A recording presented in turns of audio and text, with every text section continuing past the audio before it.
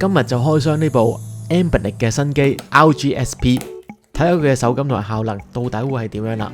咁正式開箱睇下先，裏邊就有一個皮套，咁古怪嘅個套咧，有啲似槍袋嘅感覺，好似西部牛仔咧鬥快掹支槍出嚟，嘿，砰咁樣，可能係俾你咧同啲朋友鬥快咧拎部機出嚟打機。嘿，盒裏邊咧仲有呢部主機啦。喂，做乜俾部粉紅色機喎？ROG SP 咧有4隻顏色嘅，淺藍色啦、淺粉紅色啦、銀色啦同埋黑色。藍色、銀色、黑色咧都幾靚。我最唔中意嗰隻咧就係粉紅色啦，佢又俾咗粉紅色喎。唉，佢呢隻粉紅色咧有啲似咧以前假 iPod Nano 嗰個感覺。唉，真係。盒裏邊仲內有乾坤嘅，仲有一張好好睇嘅說明書啦，同埋一張保護貼。上邊嘅呢個盒呢，就係 USB-C 線啦。一齊睇翻部機先啦。側邊會有一個 microSD 卡嘅插槽，呢個應該係用嚟放置遊戲嘅，一個開關掣同埋 reset 掣。仲有2個同 GBA SP 一樣嘅展示燈，而另一邊呢都有 microSD 卡嘅插槽。呢張卡呢就係用嚟放置系統嘅，同埋大細聲嘅按鈕。機嘅前面有一個 headphone jack 嘅插頭，都幾方便嘅，可以插翻有線嘅 headphone。後邊有一個 USB-C 嘅插頭，佢寫住 OTG 嘅，可以 output 個畫面去其他裝置使用。除此之外咧，仲有一個 mini HDMI 嘅插頭，咁啊更加方便，可以駁電視啊或者駁 mon 去打機都得。用翻真正嘅 GBA SP 作為一個比較啦，發現咧原來好多地方咧都參考得好似嘅，無論係按鍵嘅排位啊，或者前邊喇叭嘅窿窿，甚至乎側邊顯示燈嘅位置咧，都係完全一樣。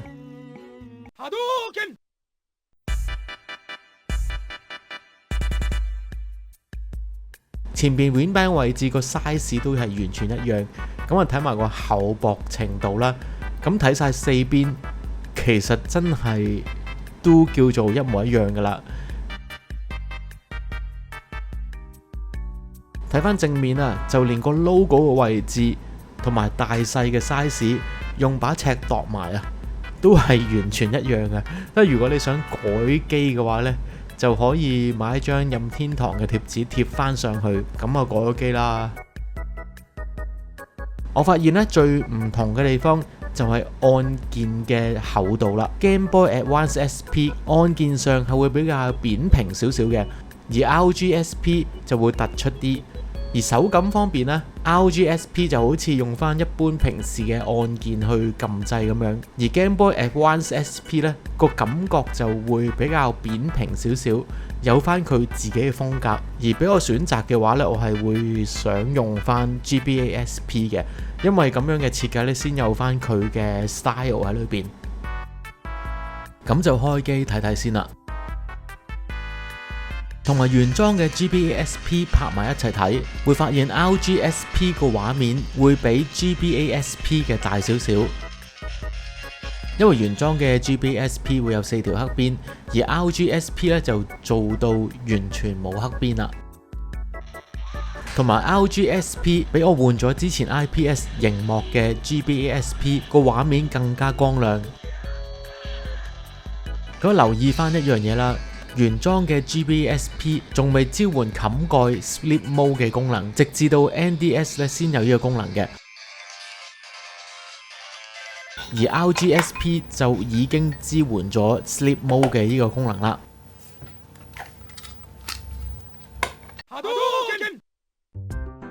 至於玩其他遊戲嘅方面，我就唔會每一隻遊戲都試啊，因為大致上嘅家用機、超任、世嘉、Mega Drive， 甚至乎係街機啦，基本上 PS2 以下嘅遊戲啦，大部分都可以喺度執行噶啦。問題就係畫面上面嘅比例，因為 ROG SP 係用咗3:2螢幕嘅比例，玩翻家用機4:3遊戲嘅時候，側邊就會有2條黑邊。而睇翻呢個表，除咗玩 GBA 嘅遊戲可以用盡晒整個畫面，大部分嘅遊戲喺呢部機執行都會有上下或者係左右兩條黑邊嘅，所以性能上邊我就唔會測試咁多啦。我諗大家會比較有興趣嘅就會係 PS1 啦或者 PSP 同埋 Dreamcast 嘅遊戲，所以我就會試呢幾款嘅遊戲機啦。PS2 嘅遊戲暫時就未支援啦，但係我諗如果夾硬行到嘅話，應該都會幾窒嘅。原裝系統入邊有兩個模式可以開啟遊戲嘅，一個就係 Embed 系統裏邊嘅方式，會係比較簡單少少控制啦。裏邊嘅設定都冇咁複雜嘅，撳一撳中間嘅呢個掣呢，就會顯示一個 menu 喺度，例如你想儲存遊戲啊、再入遊戲啊，或者係下邊可以選擇翻遊戲畫面嘅模式 HD 嘅效果，就好似會幫你落咗一層 filter 咁樣，消除一啲遊戲嘅狗牙。咁就睇翻你想點樣去玩呢隻遊戲啦。我就覺得咧，始終係舊遊戲啦，咁要有翻一啲起格嘅效果咧，先至有翻以前嘅感覺嘅。或者唔啱嘅話咧，佢都有啲嘅 scan line 嘅功能，佢就會幫你咧整到好似以前嘅電視玩遊戲嘅感覺咁啊。所以如果你唔係一個咁熟悉呢啲模擬器嘅人咧，呢個模式都啱玩嘅，而且操控上都好簡單。另外一個咧就叫做 Retro Arch 嘅模式啦，就會比較係一啲懶係高手向嘅人用啦，就好似我咁啦。佢裏邊咧會有較多嘅設定可以做到，例如玩翻 Game Boy 嘅時候就可以設定翻唔同顏色嘅配搭。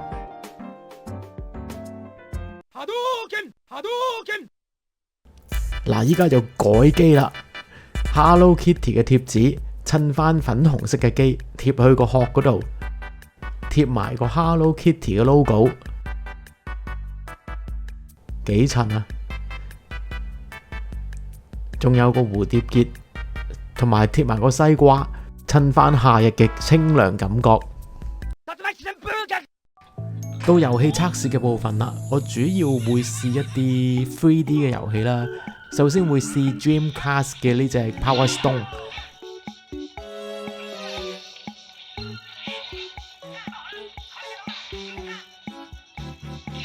其實都 OK 冇問題嘅，都幾清嘅。咁啊試埋 Virtual Tennis 㗎，呢隻街機以前都成日玩嘅，又可以叫做玩耐啲又平啲咁樣啦。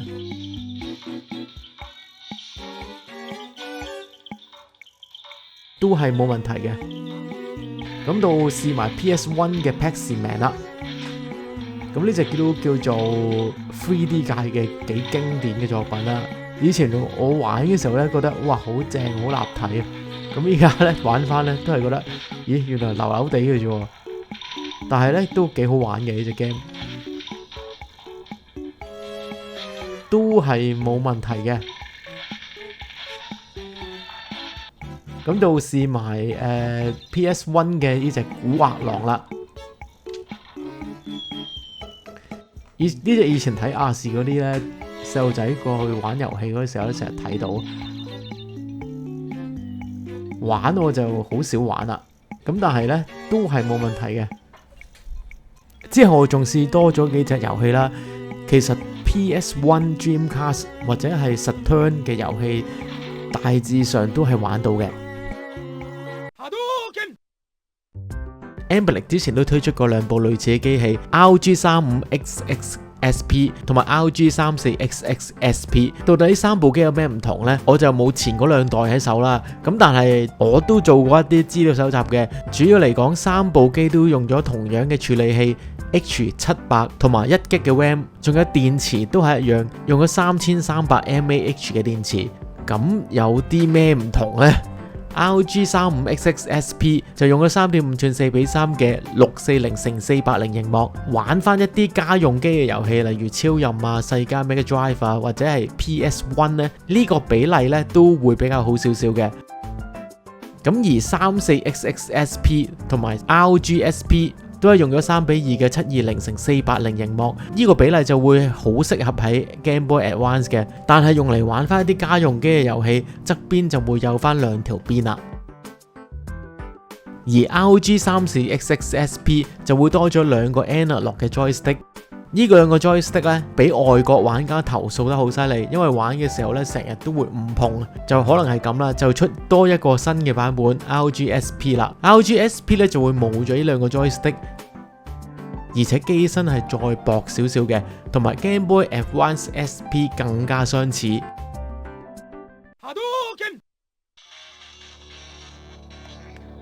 今次嘅 ROG SP 咧，咁我見到佢嘅官網就係賣緊大概60蚊美金樓下到啦。